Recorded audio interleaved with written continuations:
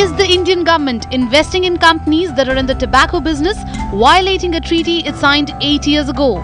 Documents accessed by CNN and IBN suggest so. It shows that government-owned Life Insurance Corporation of India has invested in nearly 100 crore shares in companies like ITC, VST Industries and the DS Group. Tobacco products like cigarettes are a major source of revenue for these companies. ITC's shareholder report of 2011 shows 6 of its top 10 shareholders are government agencies: LIC, New India Insurance, UTI, General Insurance Corporation of India, the Oriental Insurance Company and the National Insurance Company Limited. So why is this a problem? It's a violation of an international treaty on tobacco control that India signed back in 2004. The Framework Convention on Tobacco Control Guidelines clearly state that the government is prohibited from investing in tobacco companies and from accepting donations from them. Now, in response to CNN and IBN's queries, the ITC has said, and I quote, "It will be erroneous, if not motivated, to consider ITC as a tobacco company, given that nearly 57% of its net segment revenue comes from non-cigarette businesses." The government has admitted as much in this Rajya Sabha query and to CNN and IBN.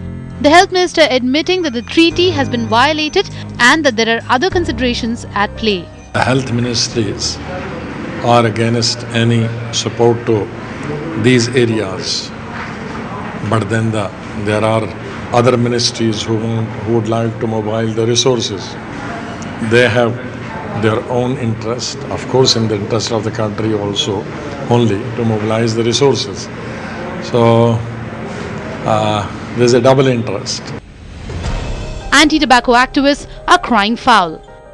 This is like two partners getting together, against the public health. Obviously, if government is going to invest in ITC, it will favor ITC in a lot of its policies and programs, and we see that all the time, that industry is interfering or blocking or weakening our legislation. LIC says they're aware of the treaty and said, "We've been gradually reducing our holding in respect of purely tobacco company like VST Industries. In respect of ITC, it has diversified into FMCG, hotels, agribusiness, paperboards and packaging, etc.